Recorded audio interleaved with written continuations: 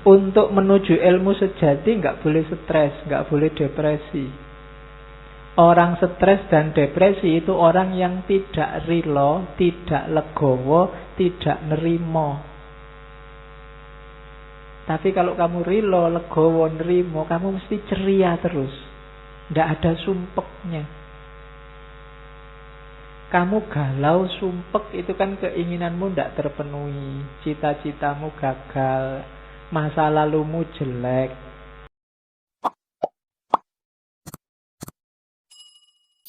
Assalamualaikum warahmatullahi wabarakatuh. Milikilah kualitas-kualitas ini. Yang pertama rilo, bahasa Arabnya ridho. Yang kedua legowo. Yang ketiga nerimo. Yang keempat anurogo. Yang kelima eling. Yang keenam santoso. Yang ketujuh gembiro. Yang kedelapan rahayu. Terus wilujengan, marsudi kaweruh, semedi dan ngurang-ngurangi. Rada abot iki ketoke. Ya. Satu-satu. Ini bahasa Jawa ya, semoga tidak rumeng. Rilo itu bahasa Arabnya ridho. Bahasa gantinya itu ikhlas. Jadi ikhlas itu di luar hasrat. Hanya Tuhan, hanya Allah yang jadi awal dan akhirnya. Setelah itu legowo. Legowo itu apa? Boleh apa saja terjadi, tidak apa-apa. Itu legowo. Tidak memberati apapun. Kehilangan juga tidak apa-apa. Asal bukan kehilangan Allah, itu legowo. Punya apa saja, tidak apa-apa. Asal Allahnya tidak hilang, itu legowo. Nilai dari A terus jadi E nggak masalah. Yang penting Allahnya nggak hilang. Nah, dari punya pacar cakep terus diputus, dapat lagi, standarnya kok di bawahnya tidak apa-apa, legowo aja. Ya, itu namanya legowo. Legowo bisa di awal, bisa di akhir. Kalau yang pasti di akhir itu nerimo. Kalau nerimo ini dapat apa saja oke. Tidak menyesal, tidak menuntut apa-apa. Bahasa agamanya qanaah. Punya wajah jelek, diterima aja. Tidak punya uang, diterima aja. Tidak pinter, IP jeblok, diterima aja. Oh, ini kan berat. Kita kan manusia hari ini susah nerima. Semua orang menuntut hari ini. Menuntut keinginannya agar terpenuhi, menuntut egonya agar terpenuhi, dan seterusnya. Jadi nerimo. Setelah itu rendah hati, anurogo. Tidak boleh sombong. Tidak boleh aku. Tidak boleh merasa besar. Terus eling. Untuk bisa 4 yang di atas itu harus eling. Eling itu bukan lawan dari tidur atau pingsan. Eling itu frekuensimu nyambung terus sama Allah. Eling. Mau apa aja kamu eling. Mau minum gini, ingat Allah terus bismillah. Kalau ndak eling, minum ya minum aja, haus ya Pak, gitu.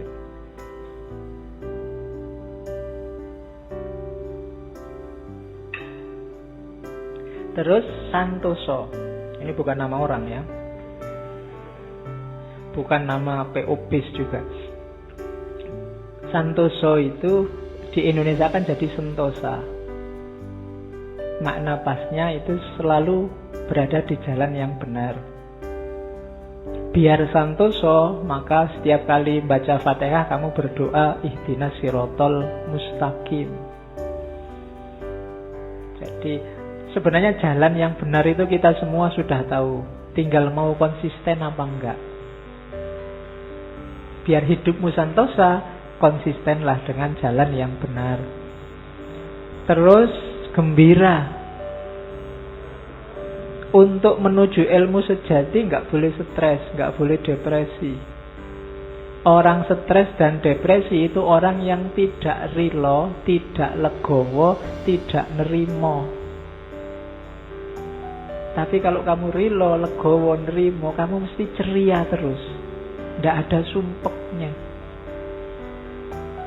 Kamu galau, sumpek, itu kan keinginanmu nggak terpenuhi, cita-citamu gagal, masa lalumu jelek, kan itu.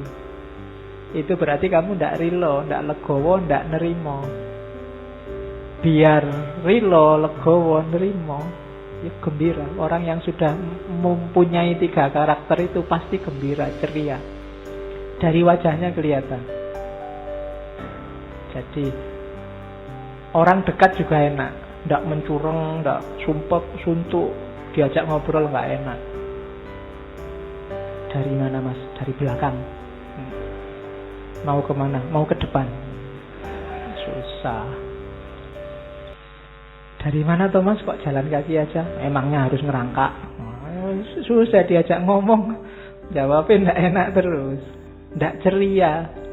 Hidup jadi beban. Nggak akan ketemu ilmu sejati. Orang kayak gini mesti mengeluh terus. Ya.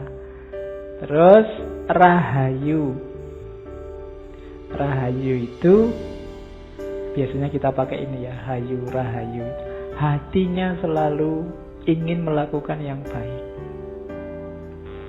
Makanya Islam kenal assalamualaikum, agama yang lain ada yang pakai istilah rahayu. Itu berarti mengharapkan orang lain dalam kondisi baik, selamat selalu.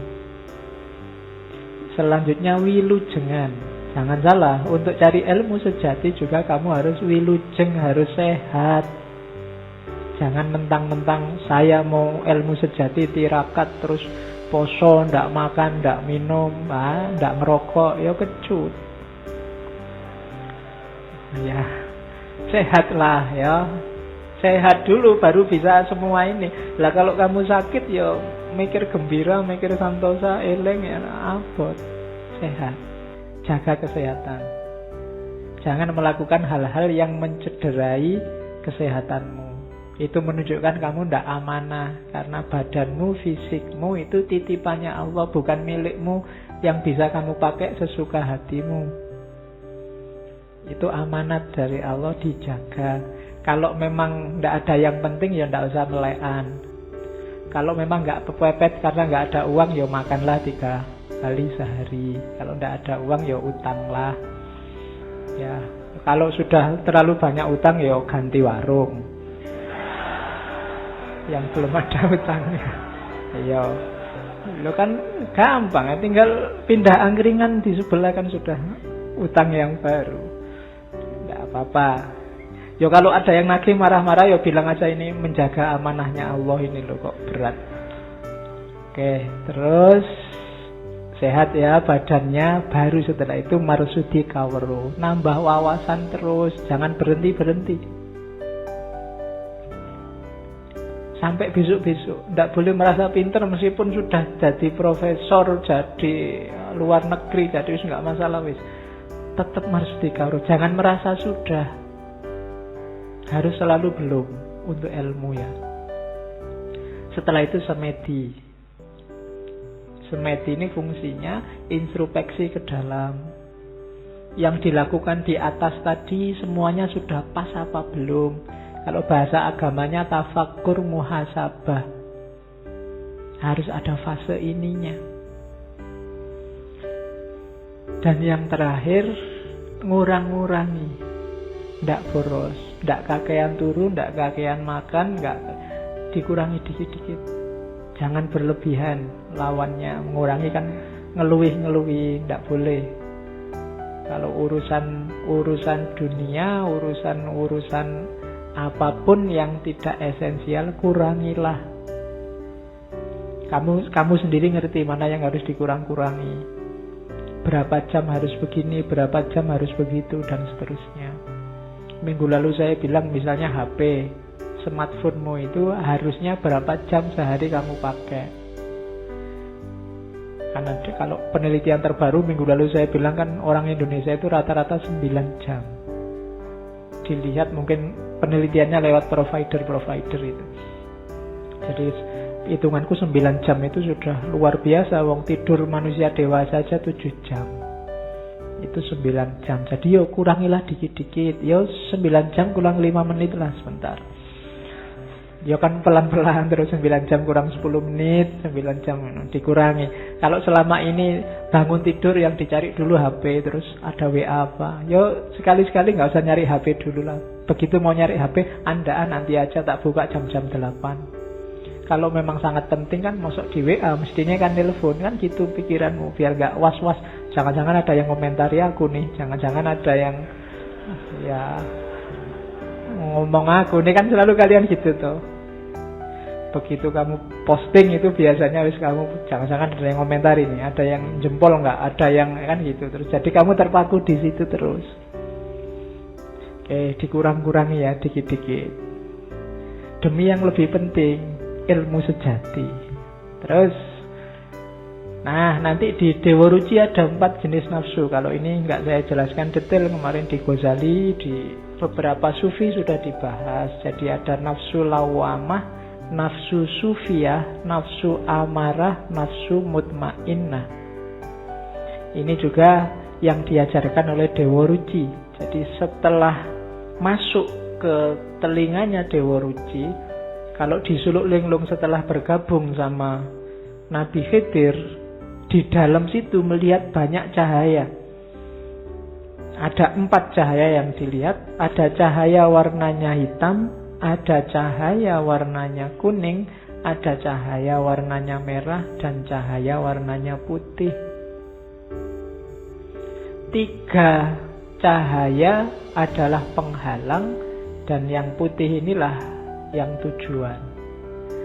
Cahaya hitam itu simbol pikiran yang gelap, batin yang gelap. Ya kalau di Dewa Ruci 4-4-nya ini saudaranya sendiri Bima. Bima ini kan putranya Betara Bayu. Dia punya 4 saudara tunggal Bayu namanya. Sama-sama putranya Betara Bayu. Yang pertama Begawan Mainoko, yang kedua gajah, jenisnya gajah, namanya Gajah Situbondo. Kemudian yang ketiga ada raksasa, namanya raksasa Joyorekso. Dan yang terakhir kera, namanya Resi Hanuman. Ini 4-4-nya satu saudara, 5 sama Bima Werkudara, saudara satu Bayu, sama-sama titisan keturunannya Betara Bayu kalau dalam wayang. Nah, dipakai oleh Sunan Kalijaga jadi simbol-simbol nafsu. Yang Begawan Mainoko itu warnanya hitam, simbol dari batin dan pikiran yang gelap. Jadi jangan salah, orang itu memang yang menuntun hidupnya pikiran dan hatinya. Hati yang jernih, pikiran yang jernih. Kalau batin dan pikirannya gelap, ya dia akan tertuntun dalam kegelapan. Oke, itu nafsunya namanya nafsu lawamah. Pikirannya jelek-jelek, batinnya mengarah yang jelek-jelek. Orang yang di level ini nggak bisa mbok tanya ke hatimu, nggak bisa. Hatinya sudah gelap. Jadi ada orang yang nggak bisa kamu nasihati, tanyakan sendiri hatimu. Hati nuranimu bilangnya apa? Kalau orangnya hatinya gelap, dia tanya beneran, keluarnya juga gelap. Itu yang sering orang tertutup oleh pikiran dan batinnya yang gelap. Hati-hati. Jadi tidak semua orang saya ikut kata hati saya. Nanti dulu, hatimu dalam kondisi apa dulu? Kalau hatimu gelap, dikuasai oleh nafsu, ya ikut kata hatimu mengarah ke sana. Kecuali hatimu memang pas jernih, pikiranmu pas jernih. Loh ini ikut pikiran saya loh Pak, masuk akal loh Pak. Ya masuk akal, cuma akalmu jernih apa enggak? Ya, kalau akalmu jernih ya, tapi kalau akalmu penuh nafsu, penuh hasrat, wong yang jelek bisa kamu rasionalkan jadi baik. Wong pacaran aja kamu anggap ta'aruf. Iya kan? Dulu manggilnya sayang, hani, sekarang diganti uhti, akhi.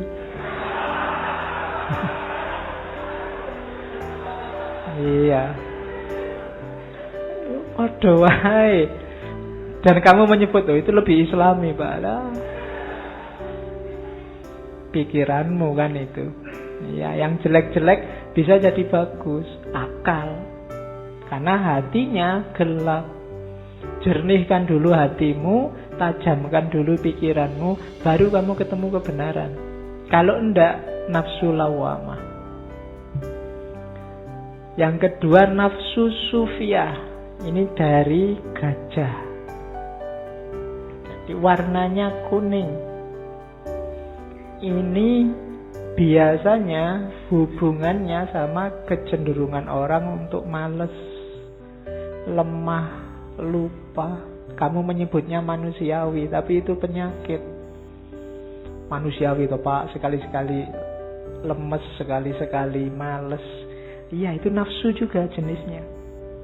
Seharian main game, HP lagi. Terus kamu kalau diingatkan, oh kita kan berhak istirahat, berhak dapat rekreasi, berhak.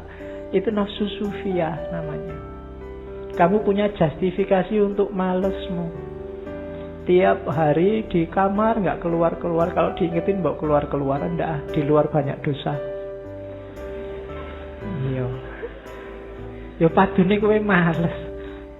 Kuliah ndak masuk, ke masjid ndak mau, diajak temennya kemana-mana ndak, alasannya takut terkontaminasi. Nah, itu namanya nafsu sufiyah, warnanya kuning, bikin orang males, lemah, lupa. Oke, diajak apa-apa capek.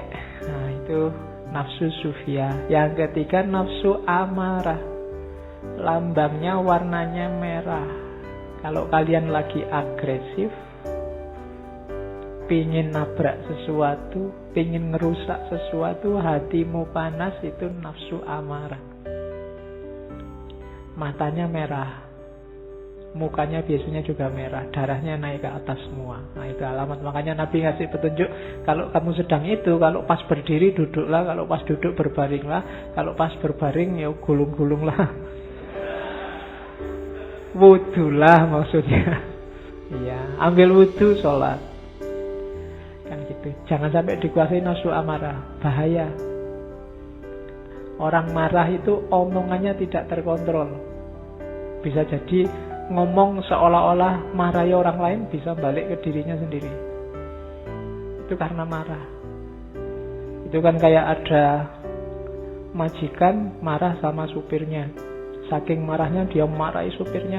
Terus dia bilang, pantatmu kayak wajahku. Dipikir-pikir, oh kebalik. Iya, dia balik lagi. Keliru tadi, bukan pantatmu kayak wajahku, tapi wajahku kayak pantatmu. Padha wae. Ya. Ya. Itu karena sedang marah, pikirannya ndak tertata. Jadi hati-hati nafsu amarah ya, melakukan sesuatu. Biasanya kamu habis marah melakukan apa, itu kamu menyesal. Tadi nggak usah ngomong gitu, ngapain sih? Tadi kok aku ngomongnya sampai segitu ya? Jangan-jangan temanku sakit hatinya sekarang. Itu karena tadi kamu dikuasai nafsu amarah. Oke, kalau kamu merasa, wah ini marah ini, mundur dulu sebentar. Jadi dipikir dulu. Kalau mau marah, marahnya diatur. Biasanya nggak jadi marah. Ngomongnya ditata dulu. Marahku ini ngomongnya harus gini. Biasanya nggak jadi marah. Pokoknya jangan melakukan sesuatu kalau sedang marah, bisa bahaya. Marah boleh, manusiawi, tapi jangan ditaklukkan oleh marah. Oke, nafsu amarah. Dan yang keempat, inilah nafsu mutmainnah. Pikiran jernih, batin jernih, aktif, tidak males, tidak ngelukro, dan tidak dikuasai amarah. Kita sedang ada di ranah mutmainnah, warnanya putih, simbolnya Hanoman, kera berbulu putih.